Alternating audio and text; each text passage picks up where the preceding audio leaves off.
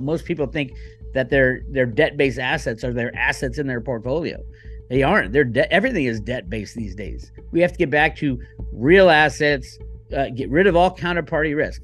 If it's not in your hand and you're not holding it, you don't own it. And you're going to find out really, really, really quickly just how much you don't own those assets when everything starts to fall apart. Hey friends, Sean from SGTReport here. It's great to have you back.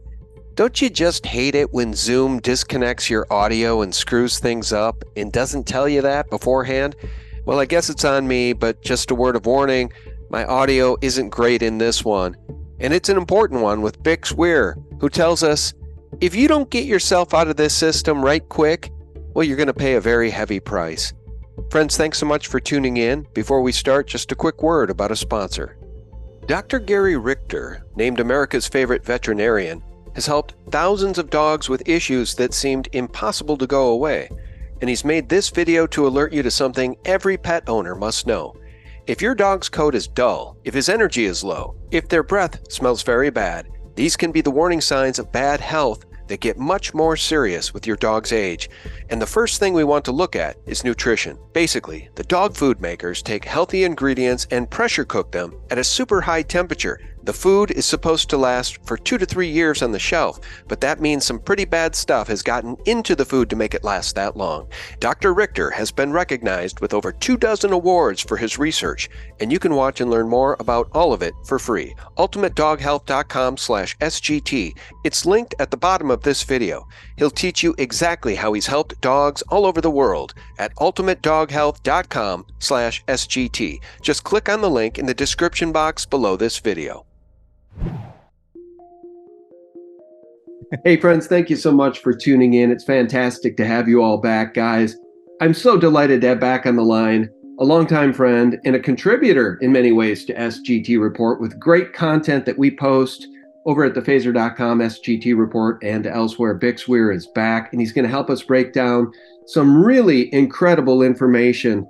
Things are breaking, not just in the economy, but on the worldwide stage, and people are waking up in droves. The Great Awakening is real. Bix, welcome back. Hey, thank you, Sean. Yeah, it's all our work is paying off, and hopefully soon we can rid ourselves of these guys. But it ain't going to be easy. It's just going to get uglier from here. Just hang in there and do the best you can with what you got. Well, what I love, and maybe the hashtag I should include in this video's title, is resist. Join the great resist. You know, Kim.com just tweeted that, and I mentioned it in my interview with Corey Diggs. And Corey has some shocking information about the nature of these international organizations, 76 of which have given themselves immunity or been given by the US government over time immunity. Immunity, Bix, they can do whatever they want and they don't have to pay property taxes. They don't have to pay income taxes. They can spend all their time and resources trying to enslave us. But people are waking up. I'm going to play a clip regarding that in just 1 second. But Bix, the Great Awakening is real, and people are starting to resist this new world order, this old world order all over the world. I agree. And you can see it in everything that's being done. They used to do all this stuff. One thing I try to tell everybody is nothing is new. It's not like these are new things that are going on, but we're able to see it now is the big difference. I mean, this stuff has been going on for centuries, but we're able to see it now with the amount of information that's available to us. Imagine, 20 years ago, 25 years ago, before the internet was really kicking in, we didn't have any of this information, none of it. And that's just the last 25 years. Go back hundreds of years, even thousands of years. And the amount of information we have now vastly is superior to what we've had since the beginning of time. The people now have access to information. Now you got to sort through the bullshit. That's fine. But we at least have access to most of the information we're going to need to break free. Yeah, I'm amazed at how much great information is getting out there. And let me just play this.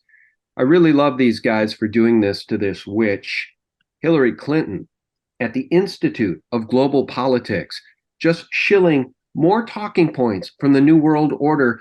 Remember, of course, this witch praised George Soros and was very chummy in the 2016 election, right? She was being supported by Linda Rothschild, right? An actual Rothschild emailing Hillary, telling her to keep up the great work as she tries to ensnare we the people in their New World Order. Listen to this. Evidently, this is Robert Castle confronting the warmongering queen herself. And help be struck by the hypocrisy of this. Two more people to hear from. I'm sorry. You have a chance. Well, I'm not sorry. You sit down. I know you're not sorry. That's the point. The hypocrisy of this speech. The hypocrisy of the fact that what do you have? Can you please? Is a leading make a statement about President Joe Biden's speech? This is a clear warmongering speech. President Joe Biden is calling for $100 billion of funding for Israel, Taiwan, and Ukraine, and we're supposed to just bundle these together and pretend like we're going to rush to World War III, and we're all just going to let Hillary Rodham Clinton sit here. Okay. I'm sorry. You know, this is not this is not the way to have a conversation. I'm sorry. If you want to have a conversation, you're welcome to come talk to me afterwards. You can sit here. Okay, right. You're gonna wait for me, right? Please, I do not believe you. And I will listen to you, and I will respond to you. I do not believe you. Respectfully, I do not believe you. And the fact of the matter is that the American people's voice are what need to be heard. Yeah, because being heard. Our president is not speaking for the American people, and neither are you. That's your opinion. That's your opinion. Yes, that's my opinion. Bix, you know what I notice about that clip? There's nobody in the audience heckling him. Typically, these audiences are filled with sycophants, and they start heckling the guy asking the real questions. Not in this case. I think people are getting really, really fed up as Joe Biden wants $100 billion to send to Ukraine and Israel and to continue marching right toward World War III, Bix. Yeah, it is amazing how so many people know. The internet has brought it to people's attention, and to know that's their biggest fear is that the people know if light is shown upon all the issues and problems we've had to deal with for the last couple hundred years, the kind of information that they hold and that they tell us is real and what is fake, the more we break down those walls and barriers, the more they're going to be more and more inclined to either take us out or run away. And right now, they want to take us out with World War III. I am on the side of, hey, I'm not on any side. I'm on the side of the people. Bring all our troops home, stick them on our borders, and let the chips fall where they may. Because now's the time we got to take care of ourselves. And it's not time to pick sides anymore. It's time to get home. And I do think that the deep state's going to drag us into this war. And it could be the end of the United States, maybe, or at least a big wake-up call that this is how close we are to the brink of extinction if we let these people continue to run our lives. Guys, stay tuned. We're going to get into the weeds here regarding BlackRock's Bitcoin spot ETF and precious metals. We've had a breakout, a reemergence in the strength of gold, which Peter Schiff loves as he still continues to malign Bitcoin every chance he gets. But before we get to those topics, I want to play this brief clip from Alex Jones with Vivek Ramaswamy. And I think it's really important. This entire interview is really, really important. And Ramaswamy in this clip calls the New World Order the Old World Order. And he's right. Decrepit creatures like Hillary Clinton, George Soros, the Rockefellers. That's the Old World Order. And human beings around the world are waking up and getting mighty, mighty sick of it because it's all anti-human. When they censor you and deplatform you, they can then steal your identity and misrepresent what you've said and done, and then build a straw man and transferring the power to themselves. That's the New World Order. That's global. It's actually the Old World Order. It is. You're right. It's really just the Old World Order in New World clothing. It's the Old World Order in New World clothing. And I got to tell you, that clip resonates with me because I've been censored. I've been kicked off of YouTube. I've been kicked off of Patreon. I've been kicked off of Vimeo, et cetera, et cetera. So they can, when they kick you off, Bix, then imposters come on and pretend to be you. They steal your username, your channel name, and nobody knows it's not you. Then they can misrepresent what you say.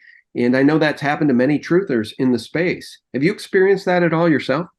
Oh, absolutely. I've been dancing on the edge of two strikes for many, many times over the 6-7 years that I've been doing this on YouTube, and then 25 years I've been doing the Road to Ruta stuff. And it changes my language all the time. There are certain things I cannot talk about, and they're usually the most important things.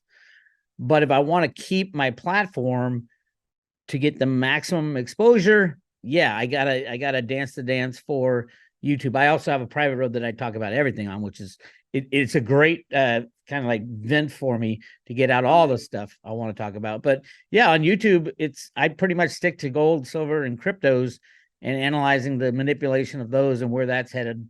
Everything else I got to talk about in private. I want to get an update from you about precious metals. Let me do another screen share here. Sometimes I go to AppMex just because they have pretty good charts. But what you guys are seeing here is the bottom in gold on October 5th. It's bounced back to nearly $2,000 an ounce since. Bix, do you want to talk about precious metals first, or do you want to talk about Bitcoin? Let's do precious metals. I mean, obviously they intertwine a lot, but especially pricing. Now, this has been a pet peeve of mine for over 20 years, is that we have never, ever, ever seen a fairly traded price of gold or silver in our lifetimes. It is always 100% of the time rigged with computer programs and derivatives. I've shown who invented the first programs, who implemented it, where it's being done, who's doing it, why they're doing it. Gold and silver prices have nothing to do with the reality of a freely traded gold and silver market. The prices are determined on the COMEX, which is a futures and options trade for silver. And also, I mean, the LBMA is not an exchange, it's an association, so you can't even trust those numbers. But the Shanghai Gold Exchange is good. It's better than the COMEX because they actually give deliveries of gold. But the COMEX is where 99% of the people take price from. And that is a literal, it is a price that it is determined from trading derivatives back and forth with each other. This is banks trading back and forth with each other. Very few outside sources come in there and try to take them on. So they can set the price, like they set the price of oil to minus $40. And that was a click of a mouse to do that. That just tells you how much power these guys have with the computers and derivatives that they wield. Yeah, I remember that. It seems like guys like you and me, and I'm sure very well-heeled investors must have made millions of dollars when they set oil to negative $40. I remember that. How did people not get rich just taking the long on that trade? Well, here's the problem. They wouldn't let you do it. Only the insiders could take that trade. And the idea was to destroy any longs they possibly could before they let it run. And that was an insane time. And but what it did, it showed the world just how artificial the prices are quoted. It's not the price of oil that you see quoted every day. It's not the price of gold. It's not the price of silver. It's a derivative manipulation game to keep you out of the markets. And they do a good job of it. Well, let's talk about precious metals just a bit further. You know, silver at $23 an ounce. We know that's a joke. You just said it correctly here a minute ago. Silver and gold have not traded freely in how long? How many years? Well, for silver, it's been 170 years since the Opium Wars. That's when England wanted to get all the silver back that they were paying for all the spices and silks. So they got the Chinese people addicted to opium, and they were able to bring all the opium and more back, or all the silver and more back to England through the opium trade. And that's what they went to war. China went to war with England back then because it was all because of silver. Who's got the silver and how do they rig it? And then all throughout the last 170 years, we've had different tools and various things that they can use to set the price of silver. There was the London Fix, the London Gold Exchange. There's been the computers and derivatives kicked in the 70s, invented by Alan Greenspan, who was like one of the first computer programmers in finance. He's the guy who fucked up the 2 digits instead of 4, Y2K. That was his screw up. He invented the banking computer programs that only had 2 digits instead of 4. They didn't know it would go so long. And then he implemented computer trading programs into the Fed, into the Treasury in the early 1970s. Those could control all prices since then. It is a con. We are living in the middle of it's a play. It's a show, the whole thing on every level, not only markets, but your government and schools and politics, you name it. It is a joke on you, the people, thinking this is organic. Yeah, it's so far from organic, but we know that we've got the data. And in fact, I've had guests on who tell us that if you take out the Wall Street trade, the morning open, when they kneecap the precious metals almost every single day, if you take that out, we're looking at over $300 an ounce silver today. If you just take out the Wall Street manipulation. So it trades freely on overseas markets, but then on Wall Street, they kneecap it through derivatives, through the comics, through paper. I don't believe that, because the overseas markets are based off the comics. Those are for silver. There is no other physical silver exchange on the planet. The LBMA is not an exchange. Like, people keep saying, well, what about the LBMA? They're transferring, 300 billion ounces every year of physical silver. It's not true. It's a lie. And they don't even call it an exchange. You can't go in there and buy silver and take it. Only the bankers are allowed to go in there. So there's so much of it is a lie. And don't think that, China, the Chinese markets are better. They're not. They're the same. Same with Europe markets. Everything is controlled with computers and derivatives. And it's so easy for them to do, because you can sell unlimited amounts of silver derivatives on top of silver. And if you're like the Exchange Stabilization Fund, there are no limits on the amount of silver derivatives you can throw at anything. And that's what they do. It is 100% in control. The U.S. runs the game for the most part and can pull the plug at any moment. And that's what I think is about to happen. The U.S. is going to pull the plug on global derivative trading, which would absolutely destroy every bank in its wake. It's going to get really crazy and ugly, but it's something we need to go through. We need to pass through this time of unlimited debt. Most people think that their debt-based assets are their assets in their portfolio. They aren't. Everything is debt-based these days. We have to get back to real assets, get rid of all counterparty risk.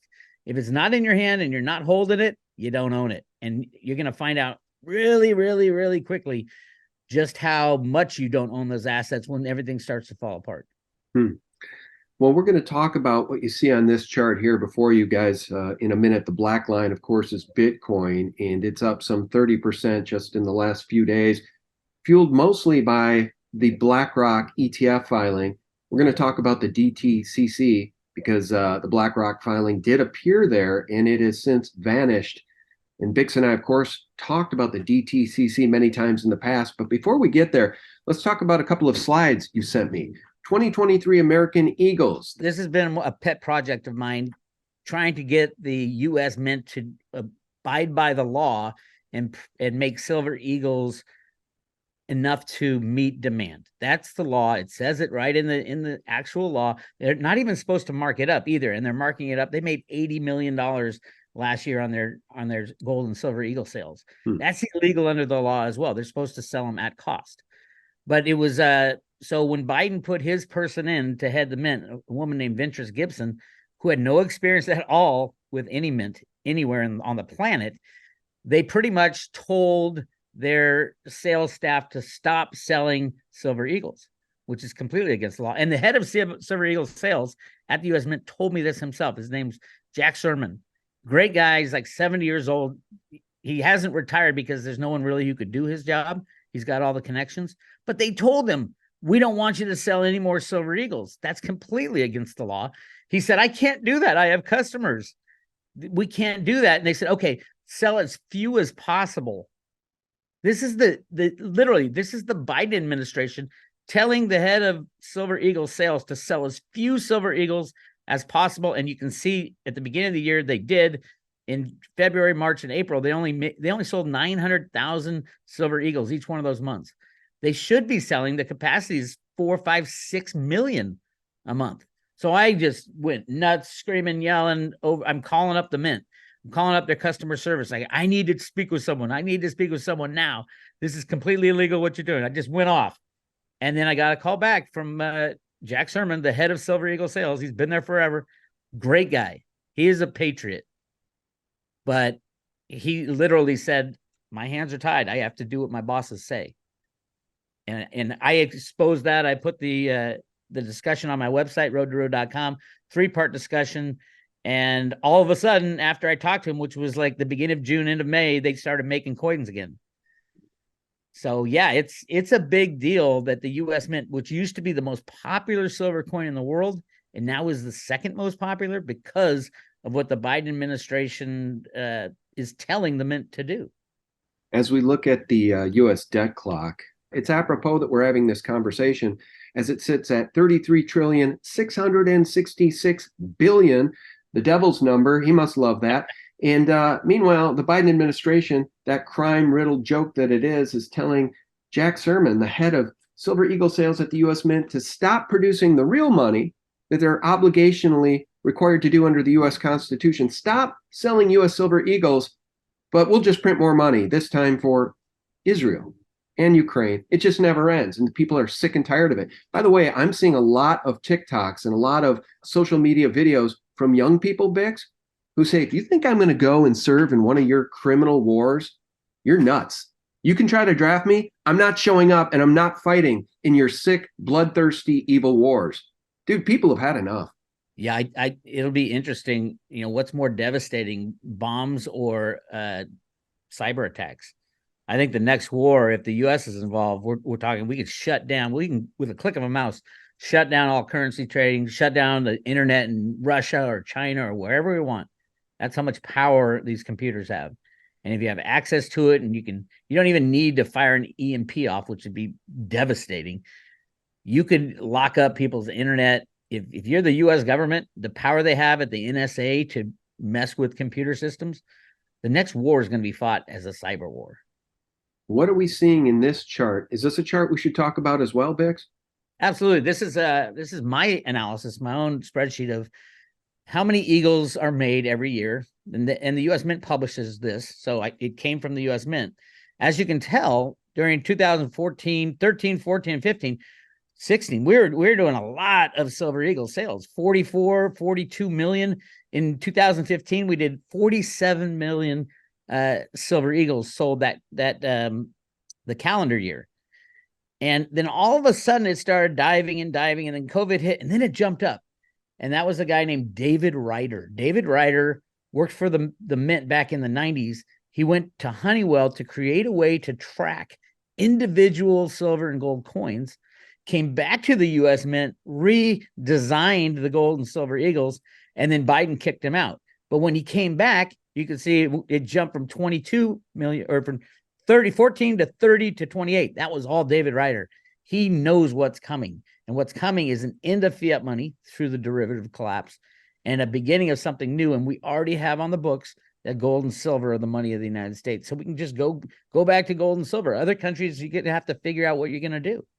Well, as we talk about this, and I know I beat this horse to death, but I really want your opinion on where you think silver should be today in the real world, given that chart we just saw, $34 trillion in debt, and that's just U.S. debt. We're talking, what, 900 trillion in derivatives? I mean, the whole world is built on debt. And when we think of silver, which has been kneecapped in the 20s forever, in perpetuity, it's the paradigm of real money and tangible wealth versus fiat debt. They do not want anybody transferring their fiat debt paper into real tangible wealth. And that's why they kneecap the price, because if the price starts to go north, you know what happens? Human psychology, people chase it. If silver suddenly went to 75, 100, 150, people would be buying silver, and it would send it far, far higher. That's why they do this, Bix. If they were forced to stop doing this manipulation, what do you think silver would be priced at today, given the nearly quadrillion dollars of debt that are out there? Well, it's a great exercise, a mental exercise, to go and try to figure out what the true fair market value of silver is. I like to use how much we have of each.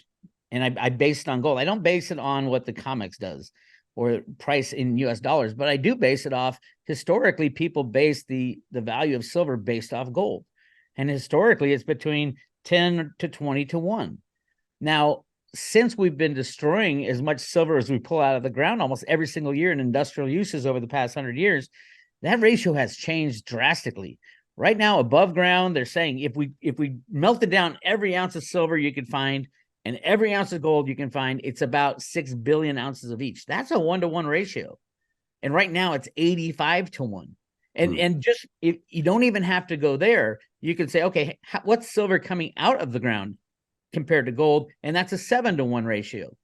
But remember, 60% of everything that comes out of the ground gets eaten up in industrial uses. So broken up into little tiny bits in the solar panel. So it's really a 3-to-1 ratio is where it should be. So I have no idea what the price of gold, price of silver should be in US dollars on these criminal markets, but I do have an idea of what the price of silver should be as it relates to gold, and that's about 3-to-1. But we know gold is suppressed as well, right? Kiyosaki just tweeted the other day, gold will hit 30, what do you say, 3,400, 3,600 sometime in the very near future. We know gold is suppressed as well. So even a $2,000 gold price is ridiculous. But at 3 to 1, is that what you just said? 3 to 1? That would put silver at what, $650 an ounce today? Yep. And what do you think gold should really be at? And I know you think there's a lot more gold out there than they admit to, but even gold is manipulated, highly manipulated. I mean, unlike Bitcoin, and we're going to get to that in a second. Yes, absolutely. Gold is manipulated, but there's also a lot more gold than what they're telling you. You read Sterling and Peggy Seagrave's book called Gold Warriors. There's 300,000 tons there. They tell you it's only around 200,000 tons that's ever been mined.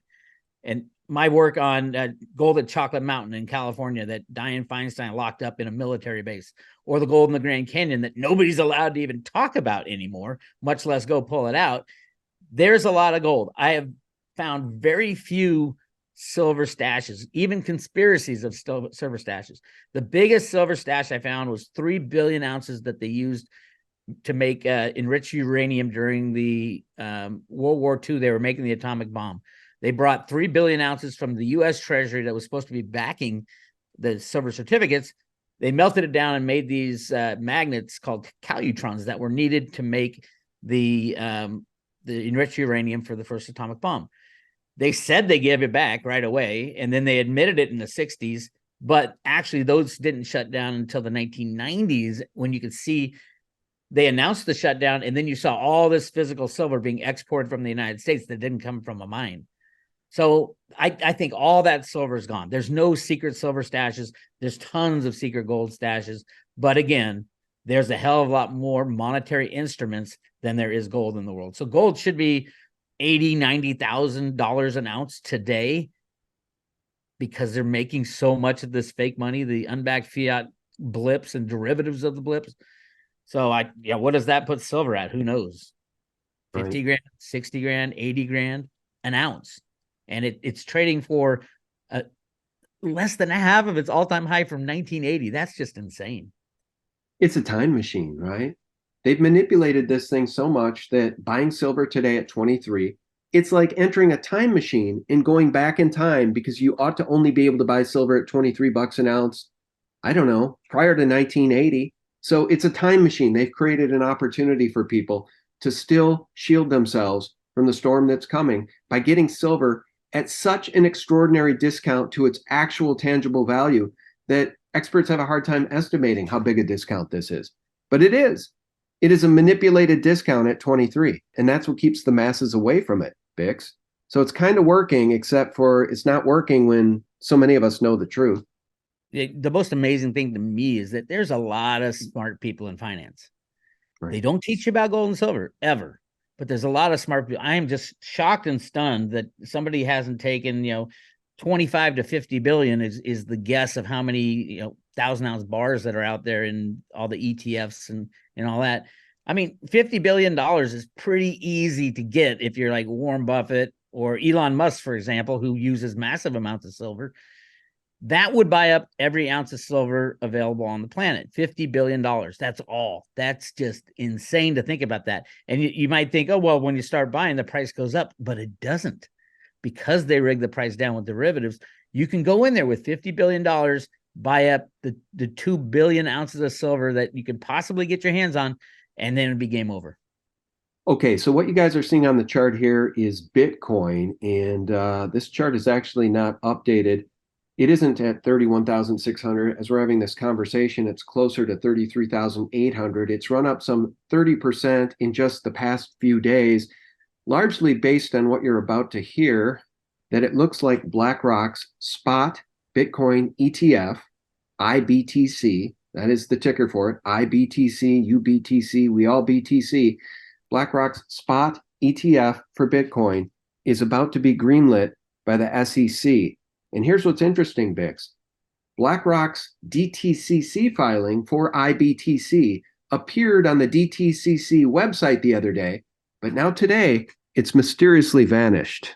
Breaking news, everybody. It was removed. Bitcoin went from 31 to 33 to 35 to 34. It was consolidating right there. Just looking at it right now, 33 and a half immediately. What just happened? Well, BlackRock iShares Bitcoin Trust has been removed from the Depository Trust and Clearing Corporation when it was listed yesterday. So you no longer can see IBTC right here on this list, which we were talking about it yesterday. And I'm trying to go to the page, dtcc.com. I cannot see it. And I'm not the only one. Breaking news here, Bitcoin Magazine. Surely someone hacked its server, right? Too many watching, maybe? I don't think this is that big a conspiracy. I think what's happening here is that people were sussing out the fact that this BlackRock Bitcoin spot ETF is just on the cusp of being approved, so much so that BlackRock filed with the DTCC, and now they took it off the page. They just don't want this thing front run too much, Bix. Well, anything related to BlackRock and ETFs, BlackRock uses ETFs. They use them as a tool for manipulation. There aren't a lot of ways to short Bitcoin. A BlackRock ETF would be a prime way to help suppress the price of Bitcoin or run it up higher because it's artificial. It'll be the shares traded, not the Bitcoin traded. So I am not a fan of any ETFs. I know that BlackRock uses them to control the price of gold and silver, so they're going to use that same mechanism to control the price of Bitcoin. A guy for gold and silver, it's Evie Hambro of the Hambro banking family that runs the gold and silver manipulation at BlackRock. JP Morgan is the custodian of all the silver at the SLV, the iShares ETF for silver. It is insane when people say, oh, yeah, I'm looking forward to a Bitcoin ETF. Basically means they're looking forward to more Bitcoin manipulation. Well, let me press back on that and let's just explore that further, because it's not just BlackRock that's applied for a Bitcoin spot ETF.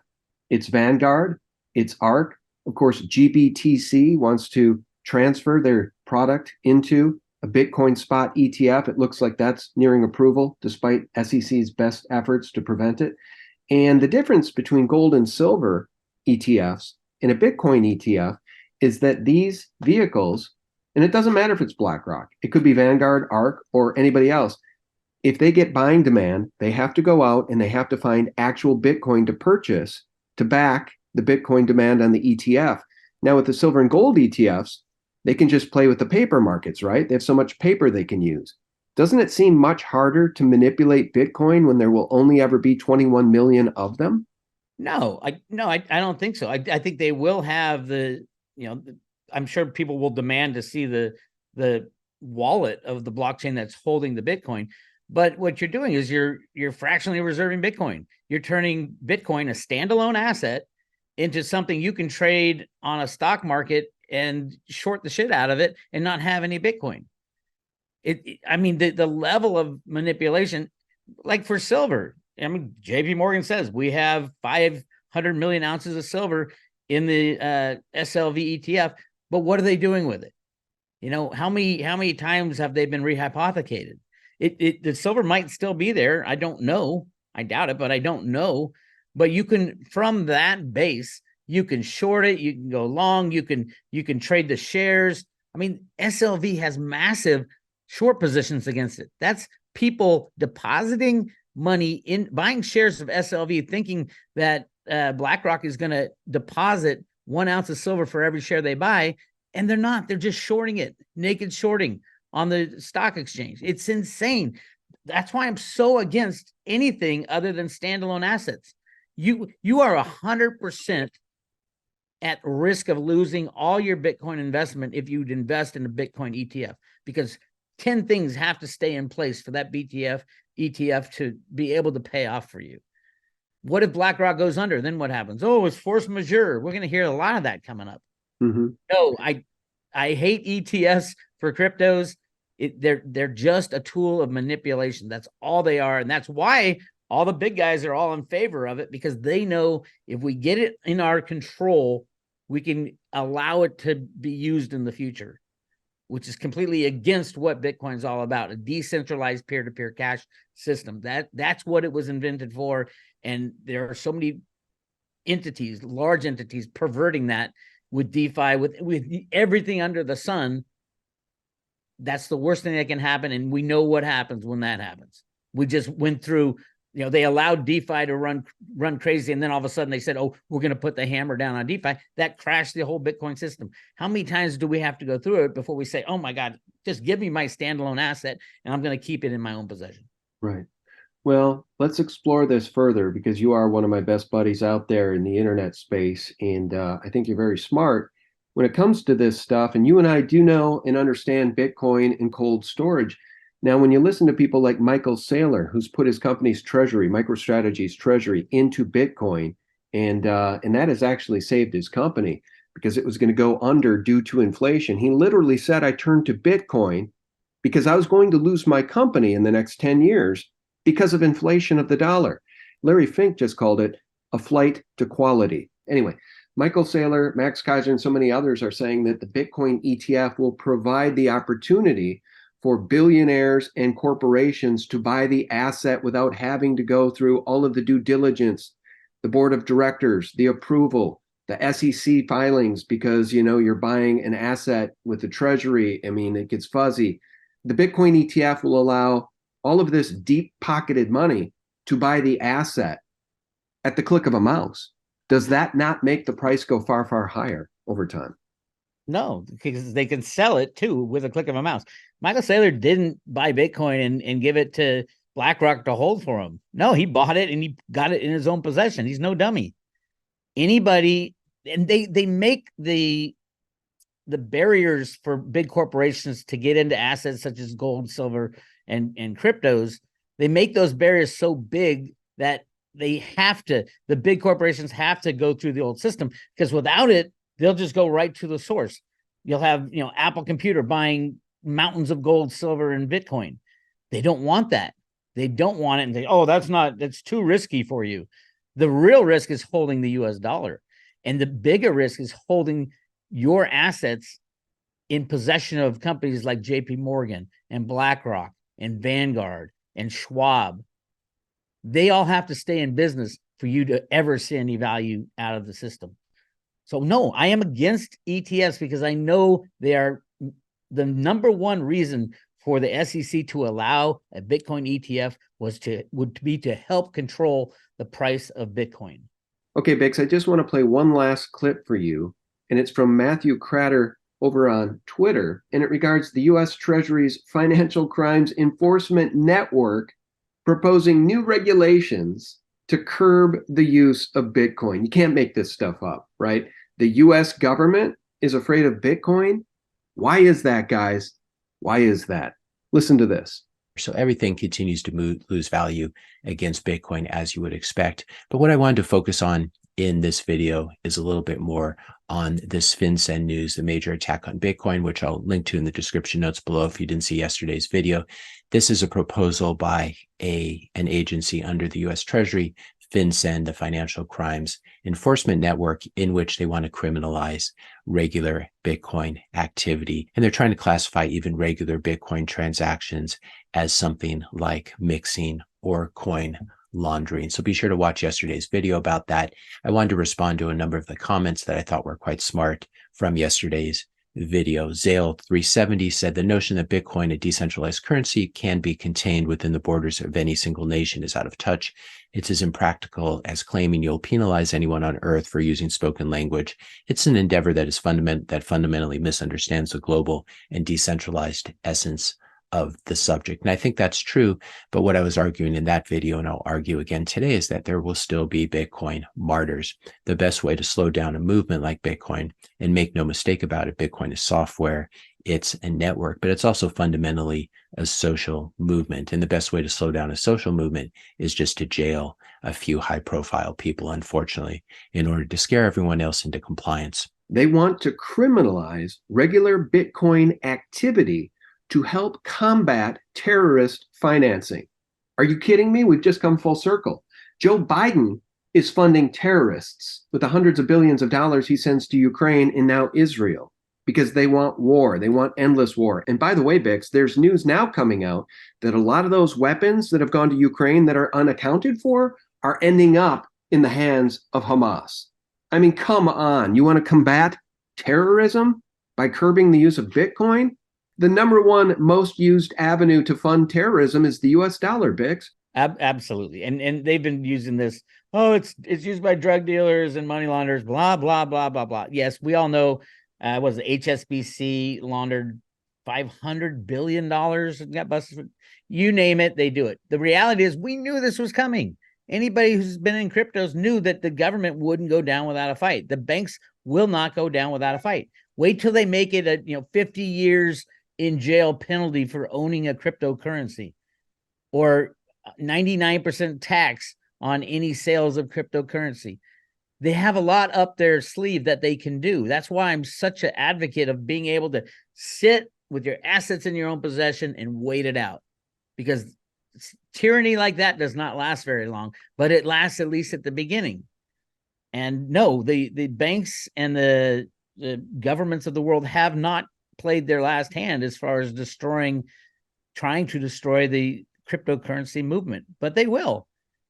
And I am of a huge advocate. I'm a huge advocate for cryptos going forward. They're decentralized for all the reasons we love them, but we're going to have to get from here to there to really enjoy the fruits of cryptos as an investment that's going to be long lasting. And I do think it will be. It will be the way we conduct business in the future. But for getting from here to there, we have to see the collapse of the United States government, the fraud government that is currently there. And that's not going to be pretty. And the banks are going to come after the crypto people. And the government's going to have to come after the crypto people and the gold and silver people. Any avenues other than their full control of your life, they're going to go after. So it doesn't surprise me, but I know they have a lot more up their sleeve. They do, but they are running out of cards to play, don't you think? As we round out the conversation, isn't this what the end of empire looks like? $34 trillion in debt, and you've got young people saying they won't serve in another war. They will not allow themselves to be drafted. They've already thrown in the towel on home ownership. All these young people 50% of young people are now living back with their parents after college because they can't make ends meet, and they know they will never own a home in this current environment. I mean, the American dream has thrown so many Americans under the bus that this looks like the end of empire to me. And by the way, how about that clip where Hillary Clinton is confronted, that warmonger who cackled, "We came, we saw, he died," after they murdered Gaddafi? People are fed up with the bloodlust. They're fed up with the New World Order, and they're fed up with these decrepit old politicians acting like nothing's wrong, and they are the ones with the only answers. I think the beauty is there's no going back now. The cat's out of the bag. We're not even close to the center of the storm yet, but the cat's out of the bag and you can't put it back in. There is no smooth landing and everybody goes back to the way it was. We will never return to the way it was, ever.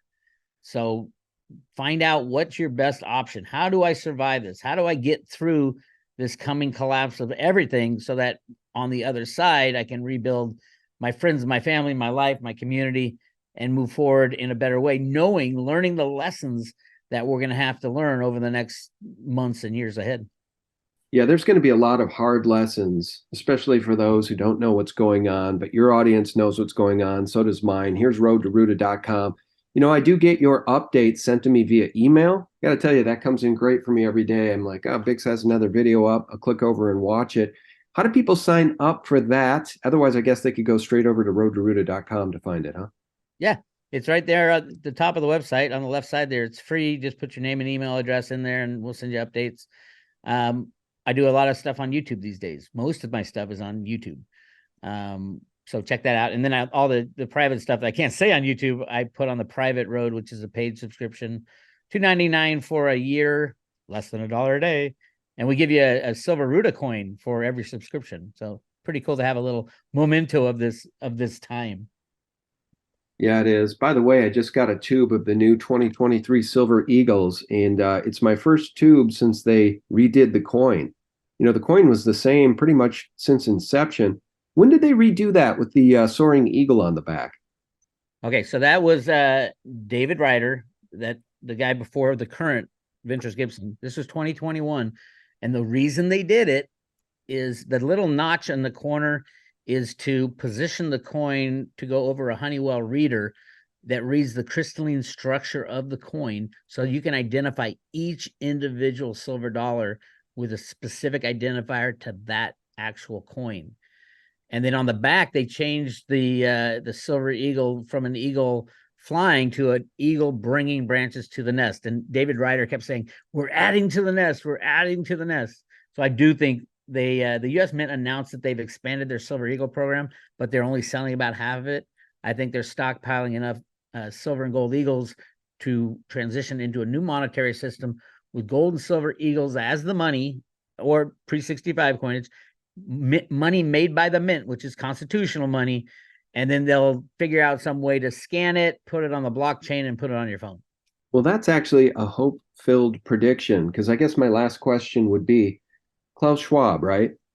He and the UN are chummy. In fact, they just fast-tracked UN Agenda 2030 and made it UN Agenda 2025 because people are waking up and people don't want to comply. And these people say in the future, you're going to own nothing. They're out of touch. House of Rothschild, House of Rockefeller. Hillary Clinton, supported by Linda Rothschild while she was running for president. These people are out of touch. So I guess my final question is, are Klaus Schwab and these demon creatures going to get their great reset? Because that's what they want. They want us on their plantation living as serfs the rest of human history. Or are we going to get our great awakening and return to honest money and take our nation back, Bix? Well, that's a question for we the people, right? What are we going to do when this shit falls apart, which is coming very fast? Are we going to turn to those same abusers who've screwed up our lives so far? The Fed, the Treasury, Klaus Schwab, the New World Order? Or are we going to stand up and say, hey, we have a constitution, get everybody out of the way. It's time to rebuild. I think we're going to rebuild. I think there's people within the Fed, Boston, the original Road to Ruta documents. They showed a little girl cashing in gold coins at a bank. This is the Federal Reserve Bank of Boston. This is the same Road to Ruta documents that showed this little girl searching a way back to the gold standard. I mean, they scream it at us. It's just, can you figure it out? Are we smart enough to say, hey, screw this New World Order crap? The reason they say you'll own nothing and like it is because 99% of what people own now is debt. Of course, you'll own no debt anymore, which should be amazing. You'll have your house flat out. Now they'll try to steal it from you. They'll say, oh, well, we have this legal document that says it's part of the seeding company at the DTCC and the mortgage-backed security. We own your house. But hey, one or two people, you can do that. A whole population, you can't, because the whole population will turn against you. And we have the information now, so we're going to turn against these criminals once the shit falls apart. From your lips to God's ears, and just to put a cherry on top of that, let's just arrest them all. Let's get the U.S. Marshals to arrest these people and try them for their crimes. That would be the best day in human history, as far as I know. Our guest has been Bix Weir. Bix, thanks so much for all you do, brother. We appreciate you. Thank you, Sean. Guys, the website, roadtoruta.com. I'll leave a link below. Sign up at least for those email blasts. It's worth the cost of entry, which I think for the free emails is $0. Can't beat that price. And if you want to support Bix, become a private road member. Guys, and I'll remind you every single day for free, check us out for free at SGTReport.com. Of course, that is the antidote to all of those Federal Reserve, Hillary Clinton, New World Order, Klaus Schwab lies. It's the antidote to corporate propaganda. God bless you and yours, friends. Bye-bye. It's pretty wild what's going on in space right now, Sean. And when I say space, I'm talking low Earth orbit. Over the last couple years, between Bezos and Musk and Branson all really amping up, hyping up, Hollywooding and glamoring up space, and trying to get everyone excited how we're going to have, citizens are going to be taking trips to the moon, and we're going to colonize Mars, and all this, space elevators, and isn't this wonderful? And everyone's getting on board and they're watching Musk's rockets shoot up or the Starlinks in the sky, and they think it's so cool and they're applauding. That's the game. That's the distraction.